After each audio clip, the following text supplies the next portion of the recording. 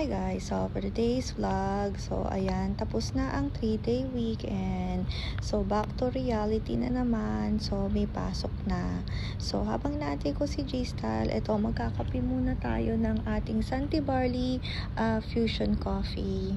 At ayan, makikita nyo rin na meron tayong Choco Barley, so Santi Choco Barley at itong ating Santi Barley Juice. Ayan, next time, papakita ko sa inyo kung ano yung itsura ng Santi Barley powder or yung juice nila. Dahil wala pa pala akong video nito. Bali, meron lang yung Fusion Coffee at saka yung Choco Barley. So, ayan. So, ayan. Bumaba na si G-Style. Nauna siya sa car. So, i-lock lang natin yung door and then on the way na tayo sa work niyan. So, pero check din natin yung mailbox kung meron tayong mail. So, wala. Usually naman, ang nakukuha ko dyan ay puro bill statement na kailangan bayaran. So, ayan. So, on the way na kami ni G-Style sa work. So, ayan. So, hindi na kami dadaan ng Starbucks. So, dediretso na kami sa work.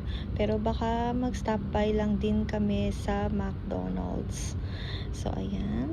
Ito yung way. Syempre, alam nyo na yan guys. Ang kabisado nyo na yung way namin sa work. So, ayan.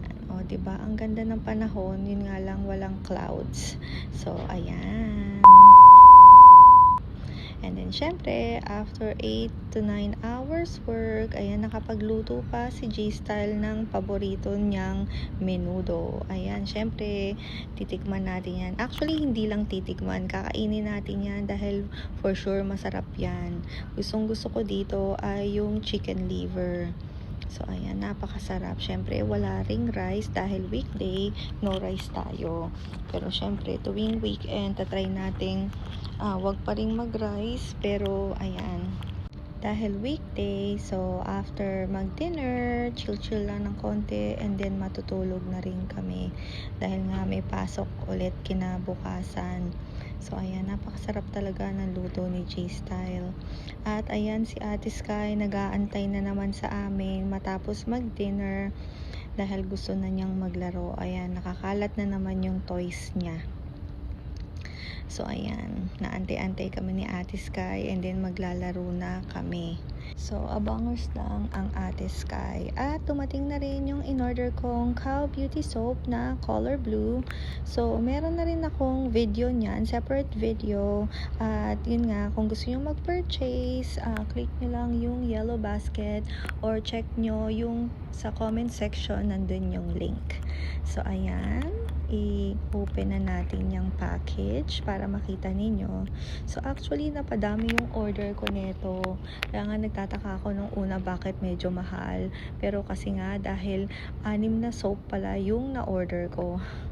So, ayan. Actually, meron pa akong ibang na-order. Kaya, ayan. So, medyo mahirap i-open yung paper bag. So, matibay talaga siya.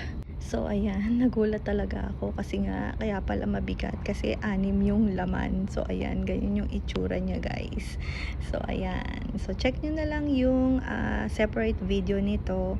So, para makapag-purchase din kayo. Alright, guys? So, ayan.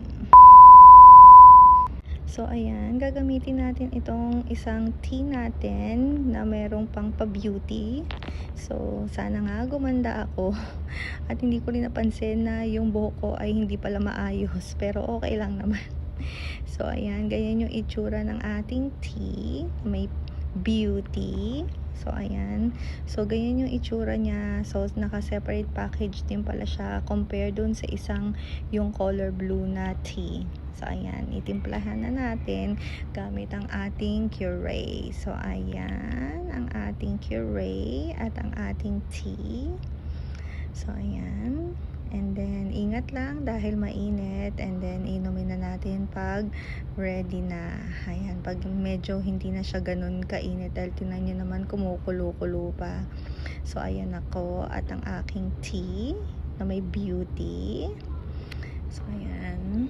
So, para naman daw siguro gumanda ako, gumamit ako nito. So, ayan guys. So, kung gusto nyo mag-purchase, so, click nyo lang yung yellow basket or check nyo yung comment section. Nandun yung link. So, ayan. At napakabango din nito guys. So, talagang kahit mo inaamoy-amoy ko. So, hanggang dito na lang ulit. Thank you guys for watching. Bye guys!